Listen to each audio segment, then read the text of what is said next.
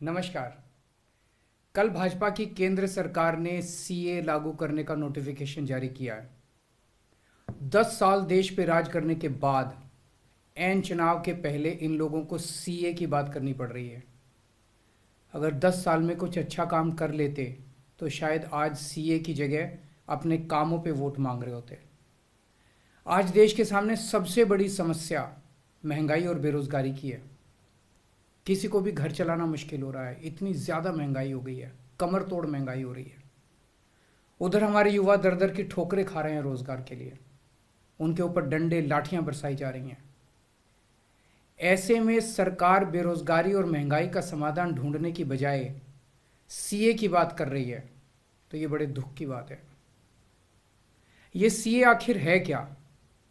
BJP की केंद्र सरकार का कहना है कि 3 देश, बांग्लादेश, पाकिस्तान और अफगानिस्तान, इन 3 देशों के अल्पसंख्यक जो हैं वो अगर भारत की नागरिकता लेना चाहें तो उन्हें भारत की नागरिकता दे दी जाएगी।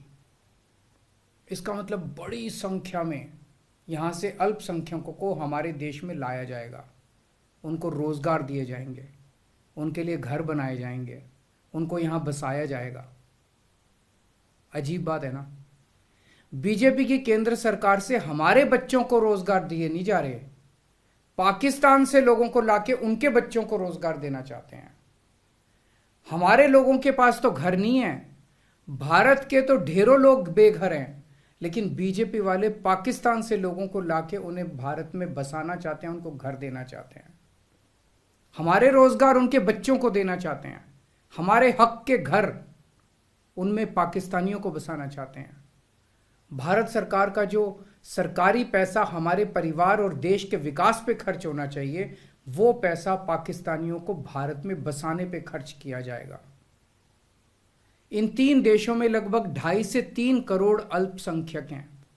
ये तीनों बहुत गरीब देश हैं।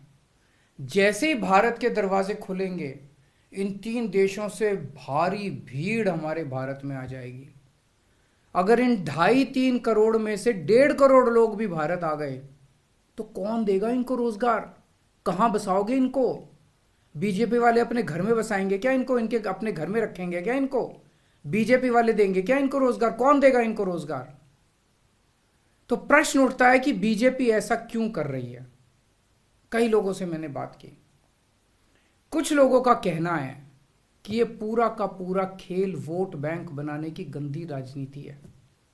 इन तीनों देशों से 1.5-2 करोड़ लोगों को अगर भारत ले आया गया और उनको चुन चुन के इस तरह से देश के अलग अलग भागों में बसाया गया, जिससे जहां जहां बीजेपी के वोट कम हैं वहां झुग्गियां डाल के अगर इन लोगों को वहां बसाया गया तो वहां बीजेपी का एक पक्का वोट बैंक तैयार हो जाएगा, बीजेपी के वोट बढ़ जाएंगे।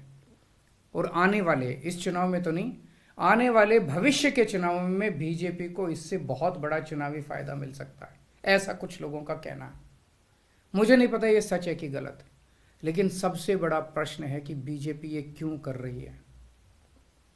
एक तरफ बीजेपी की हरियाणा सरकार हरियाणा के बच्चों को रोजगार देने में असमर्थ है। रोजगार के लिए हरियाणा सरकार अपने बच्चों को इजराइल भेज रही है। इजराइल में हम सब जानते हैं कि युद्ध चल रहा है, हमारे बच्चों को युद्ध में धकेला जा रहा है। अपने बच्चों को तो रोजगार है नहीं और पाकिस्तानियों को भारत लाके उनके बच्चों को रोजगार देना चाहते हो। मेरी तो यह बात बिल्कुल समझ से परे है। बीजेपी वाले पूरी दुनिया से बिल्कुल उल्टा चल रहे हैं। पूरी दुनिया में कोई भी देश अपने पड़ोसी देशों के गरीबों को अपने घर नहीं लाना चाहता। पड़ोसी देशों के लोगों को अपने देश में आने से रोकने के लिए पूरी दुनिया में हर देश तरह तरह के कानून बनाता है, बॉर्डर पे दीवारें लगाता है, बॉर्डर पे बिजली की तारें लगाई जाती हैं ताकि पड़ोसी देश का कोई भी व्यक्ति हमारे देश के अंदर ना आ सके। बीजेपी शायद अकेली पार्टी है पूरी दुनिया की जो पड़ोसी देश के गरीब लोगों को अपने देश में घुसाने के लिए दरवाजे खोल रही है, बिल्कुल उल्टा कर रही है।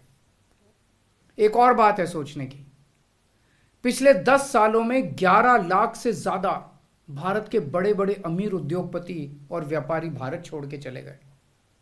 ये लोग भारत में फैक्ट्री चलाया करते थे, इंडस्ट्री चलाया करते थे, बड़े बड़े व्यापार किया करते थे, लाखों लोगों को नौकरी देते थे, रोजगार देते थे। ये बीजेपी की गलत नीतियों और उनके अत्याचार से तंग आके भारत छोड़ के चले गए। अगर बीजेपी को लाना ही है तो इन लोगों को वापस भारत लेके आओ ना, जो भारत छोड़ के चले गए। ये भारत आएंगे, इनके पास पैसा है, भारत में इन्वेस्ट करेंगे, नई नई फैक्ट्रियां खोलेंगे, नए नए व्यापार खोलेंगे, अपने बच्चों को रोजगार मिलेगा। ये क्या बदतमीजी है कि बांग्लादेश के, पाकिस्तान के और अफगानिस्तान के लोगों को हमारे देश में लाके बसाएंगे और उनको हमारे बच्चों के हक के रोजगार उनको देंगे। ये लोग कह रहे हैं कि 2014 के पहले आए हुए घुसपैठियों को इन नागरिकता दी जाएगी। ऐसा नहीं है, ये तो शुरुआत है।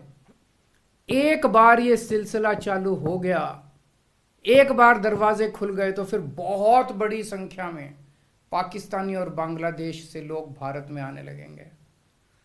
आज बीजेपी कह रही है 2014 के पहले आए हुए लोगों को ही नागरिकता दी जाएगी। देख लेना, अगले चुनाव में ये बीजेपी वाले इस तारीख को बढ़ा के 2024 कर देंगे कि 2024 के आए हुए पहले वाले लोगों को दी जाएगी और फिर इसे और आगे बढ़ा देंगे। मोटी मोटी बात यह है कि पाकिस्तानियों और बांग्लादेशियों के लिए भारी संख्या में भारत आने के लिए बीजेपी सरकार ने दरवाजे खोल दिए। ये देश के लिए बेहद खतरनाक है और इसका सबसे ज्यादा खामियाजा उत्तर पूर्व, नॉर्थ ईस्टर्न स्टेट्स भुगत रहे हैं, खासकर आसाम। आसाम के लोगों की भाषा और संस्कृति खतरे में पड़ चुकी है क्योंकि वहां पे बांग्लादेश से इतनी बड़ी संख्या के ऊपर इलीगल माइग्रेशन हुआ है। अब बीजेपी कह रही है कि इलीगल माइग्रेंट जो आए हैं उनको हम नागरिकता देंगे, उनको हम बसाएंगे, आसाम में बसाएंगे। आसाम के लोग बहुत नाराज हैं। एक तरह से देखा जाए तो हेमंत बिश्व शर्मा जो बीजेपी के मुख्यमंत्री हैं, उन्होंने धोखा दिया अपने लोगों को।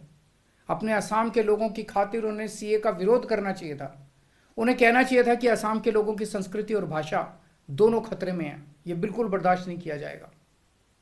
तो दोस्तों, पूरे देश की मांग है कि सीए को वापस लिया जाए। हम किसी हालत में अपने बच्चों की नौकरियां, अपने बच्चों के रोजगार दूसरे देश के लोगों को किसी हालत में नहीं देंगे।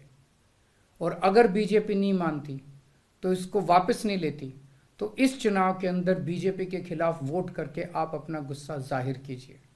नमस्कार।